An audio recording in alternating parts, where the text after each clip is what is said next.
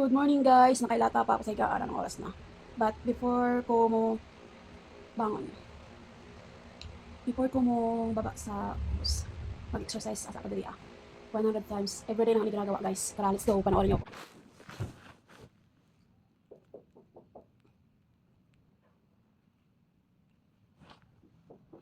One, two, three, 4, 5, 6, 7, 8, 9, 10, 11, 12, 13, 14, 15, 16, 17, 18, 19, 20, 21, 22, 23, 24, 25, 26, 27, 28, 29, 30, 31, 32, 33, 34, 35, 36, 37, 38, 39, 40, 41, 42, 43, 44, 45, 46, 47, 48, 49, 50, 51, 52, 53, 54, 55, 56, 57, 58, 59, 60, 61, 62, 63, 64, 65, 66, 67, 68, 69, 70, 71, 72, 73, 74, 75, 76, 77, 78, 79, 80, 81, 2, 3, 4, 5, 6, 7, 8, 9, 90, 91, 2, 3, 4, 5, 6, 7, 8, 9, 100, 1, 2, 3, 4, 5, 6, 7,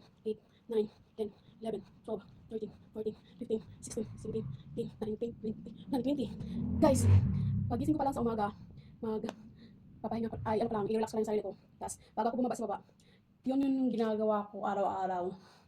Minsan, 100 times lang. Minsan naman, pag sinisipag ako, umaabot ng 120 yung counts na ginagawa ko.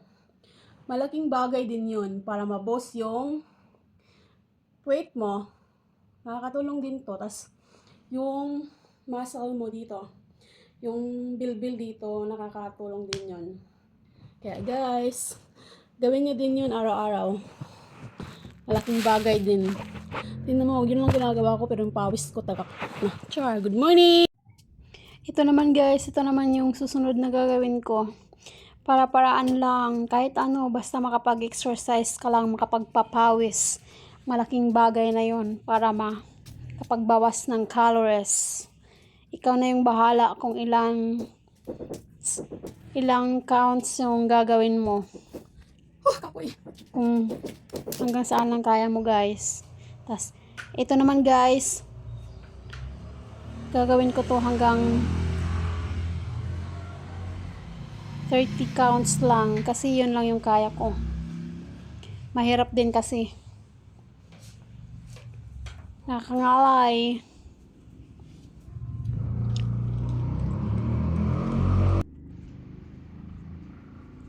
Ito naman guys, nagpe-prepare man ako ng aking mga labahin. Tapos na kasi akong mag-workout. Kaya, pipiliin ko na yung mga aking labahin.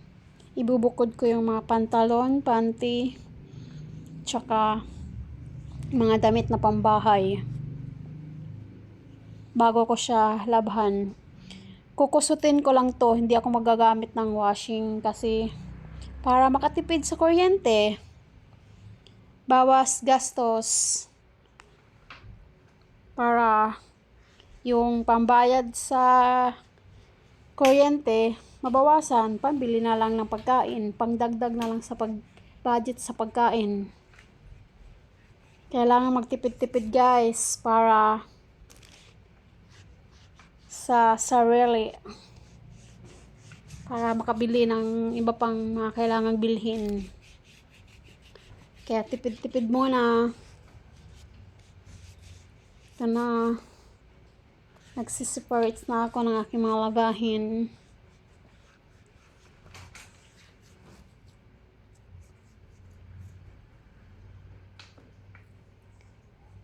Ganito din ba kayo guys pag naglalaba? Binubukod muna. Ayaw ko kasing paghaluin lahat. Bubukod ko muna para piliin kung alin yung uunahin kong kusutin, tapos sunod. Ganyan. Ganyan lang naman ako magtrabaho ng aking mga labahin para maayos ang pagkakalaba. Tsaka pag kinusot, mabilis lang din naman. Gumagamit lang ako ng washing machine kapag may iba akong kailangan gawin. Kasi, siyempre kapag gumagamit ka ng washing machine, isasalang mo lang yung mga labahin mo. Pag natapos mo lang isalang, gagawin mo na yung iba mong kailangan gawin. Tapos pag huminto naman yung washing machine, babaliktarin mo lang yung labahin mo, tapos paikutin ulit. Tapos pag natapos yung ikot, hahanguin mo naman, tapos magbabanlaw ka naman. Ganun lang. Ganun lang yung routine ko sa buhay kapag tuwing rest day. Tuwing rest day ko lang kasi nagagawa to. Tsaka, once a week lang din naman ako naglalaba. At nagtutupi. Tapos, araw-araw naman akong nagwo-workout guys para sa ating healthy lifestyle.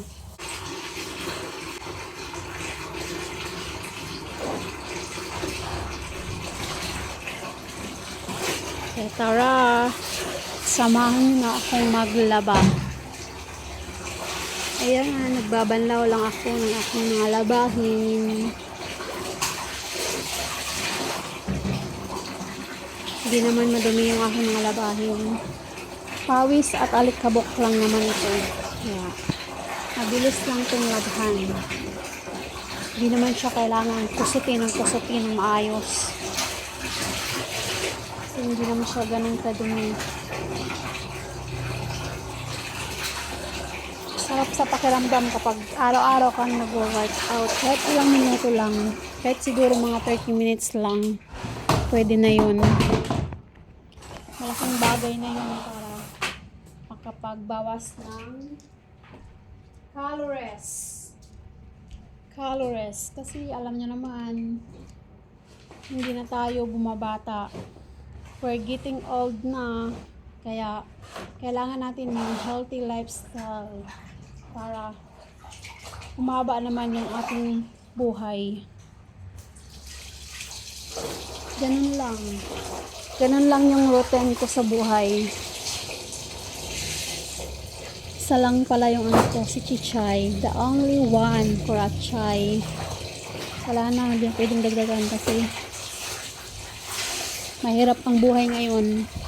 Mahal ang gatas, mahal ang bigas, mahal ang diaper, mahal ang vitamins. Mahal ang bigas, mahal na din ang kami. At gulay, mahal, lahat na mahal. Ang mahal na ng mga bilihin ngayon. Lalo na yung gatas, naku po. Siyempre, hindi naman pwedeng hindi mo painumin ng gatas. Sabagay, pwede ka naman mag-breastfeed. Kasi sa'yo naman yun. Choice mo naman yun. Kaya, simple life. Please don't forget to like and share my video. And subscribe me on my YouTube channel. Malaching Vlog. Thank you. Good afternoon.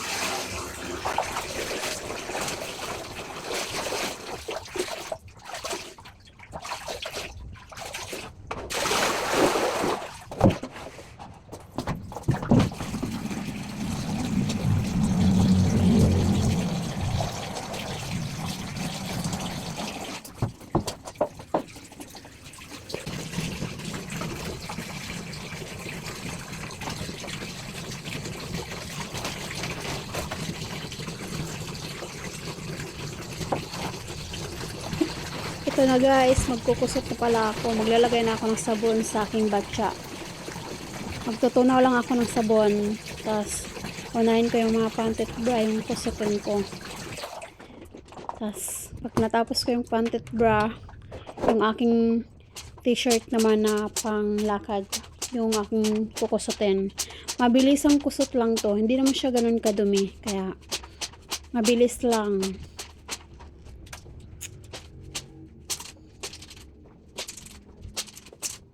Magandang umaga sa inyong lahat. Ito na guys, nagkukusot na ako. Kusot-kusot.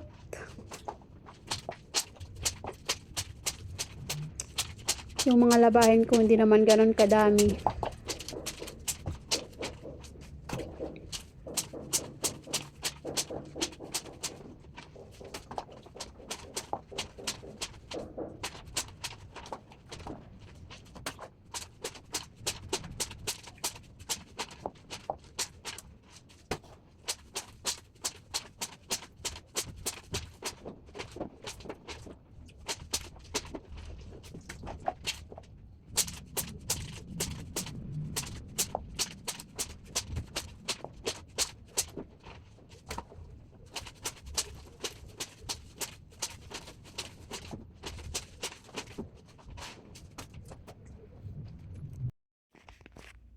Hello, magandang araw sa inyong lahat. Maglalaba nga pala ako ngayon, guys. Magkukusot lang ako ngayon kasi konti lang yung labahin ko, kaya gusto kong kusutin lang yung mga labahin ko para makatipid sa kuryente. Pero ida-dryer ko to para dito ko lang sa loob ng bahay isasampay. Wala kasi akong sampayan sa labas, kaya nandito lang ang sa loob, nasa taas yung sampayan ko.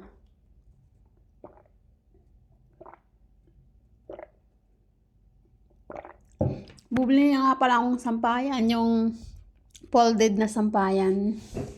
Yung pwedeng dito lang sa loob ng bahay i-set up. Wala kasing space sa labas ng bahay, tsaka mababasa din kapag halimbawa umulan. Kapag naglalaba ako, guys, gustong gusto ko yung kukusutin lang. Kaso lang, may time kasi na nagmamadali ako kasi may gagawin pa akong iba. Kaya nagwa-washing na lang ako kapag para makagawa ako ng ibang mga gawaing bahay. Kapag kasi magkukusot ka, focus ka lang talaga sa pagkukusot, tas magbabanlaw, tas magsasampay. Dati ng mga bata pa kami, kapag Sabado at Linggo na, namumblema na ako kasi grabe, tambak na tambak yung labahin namin sa bahay. Gawa ng, ako kasi yung panganay. Pwede kapag tuwing Biyernes na, inaayos ko na yung aking mga labahin kasi pag Sabado, dadayo na kami sa ibang lugar para maglaba. Gawa ng yung tubig sa aming barangay ay hindi siya stable. Kaya kapag tuwing Sabado na, dumadayo kami sa ibang lugar para maglaba. Dun sa mga ilog. Maganda din naman labahan doon kasi mabilis kang matapos. Gawa ng pag nagbabanlaw, diretso tapo na yon kasi sa ilog ka maglalaba. Tsaka maganda din doon, gawa ng malakas ng tubig, lalo na kapag tag-ulan. May time din na yung tubig, maputik kapag malakas ang ulan. Pero kapag hindi naman malakas ang ulan, malinaw yung tubig. Tapos kapag tanghali naman, hinahatira na lang kami ng pagkain ng mga kapatid ko. Naghahatid sila ng pagkain doon sa amin sa ilog. Doon na lang din kami kakain. Tapos pagkat hapon naman, susunduin naman ako ng kapatid ko, di kaya ng nanay ko, di kaya ng tatay ko. Kasi hindi ko kayang buhatin yung isang batya na labahin. Buti sana kung tuyo na yun. Okay lang kung tuyo na. Kaya kong buhatin. Yung isang plangga ng damit. Kaso basa pa Kaya kailangan talaga nila akong sunduin kasi hindi ko kayang buhatin ng mag-isa. Tsaka mabigat yun, gawa ng madami. Kaya ang ginagawa nila, sinusundo na lang nila ako.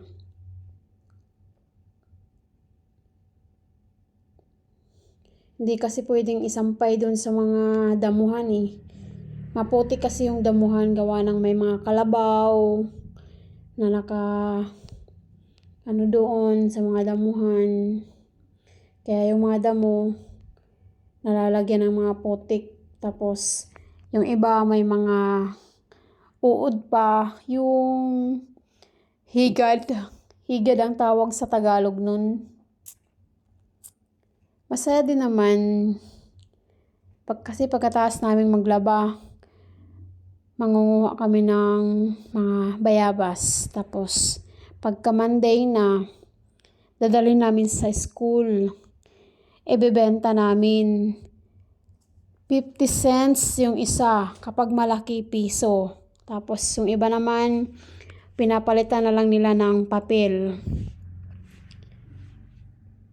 Kapag walang pera, papel na lang pinangpapalit ng bayabas.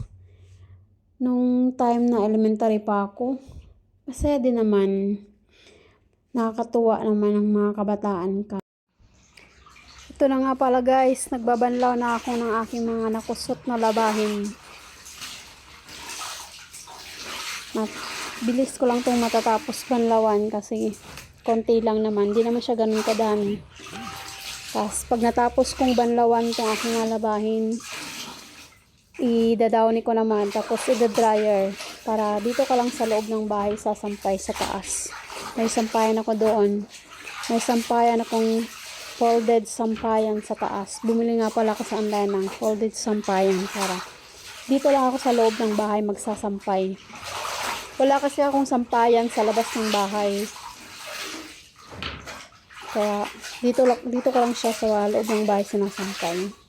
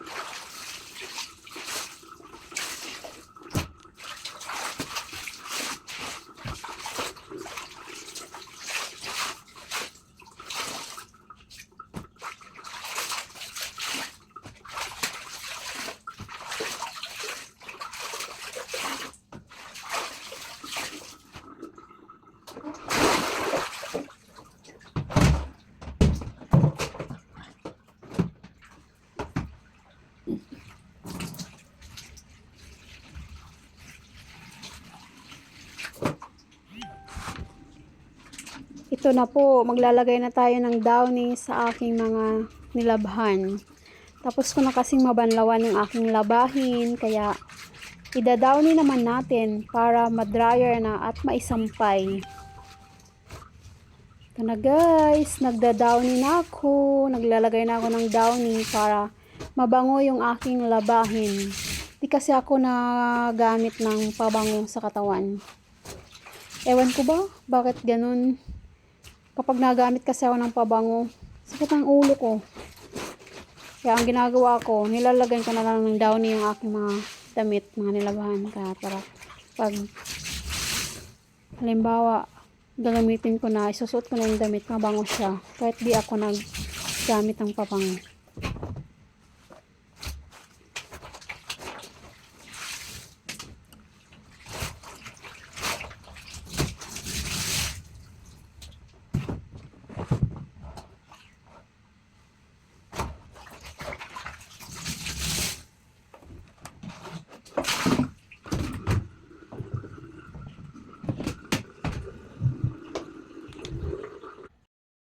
Ito na po, tapos ko na siyang ma-dryer. Tatanggalin ko na sa aking dryer yung aking nalabahan.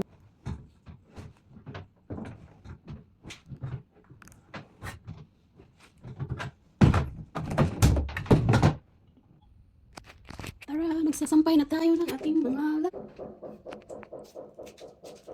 Ito na guys, magsasampay na ako ng aking mga labahin. Konting tiis na lang. Malapit na akong matapos magsampay. Ang susunod na gagawin ko naman ay magtutupi ng aking mga nilabahan. Ito na, nagsasampay na ako ng aking mga nilabahan.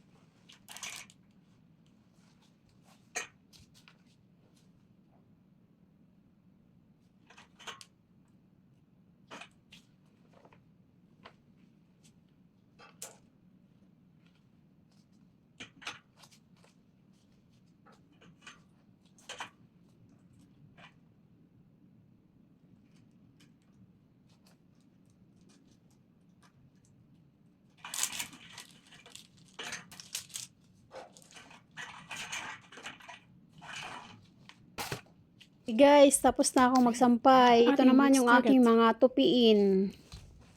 Magtutupi naman ako ngayon. Kasi tapos na akong maglaba, tapos na akong magsampay. Ngayon naman, ito naman yung aking asikasuhin. Tupiin naman. Ito na guys, nagtutupi na ako.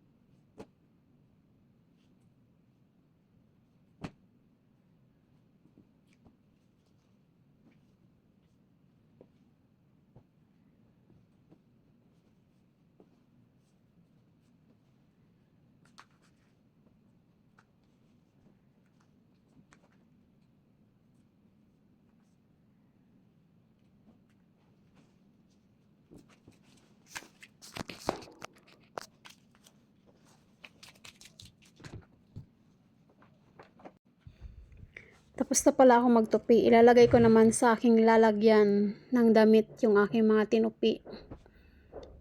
Para makapag skincare na pag matapos. Tas matutulog.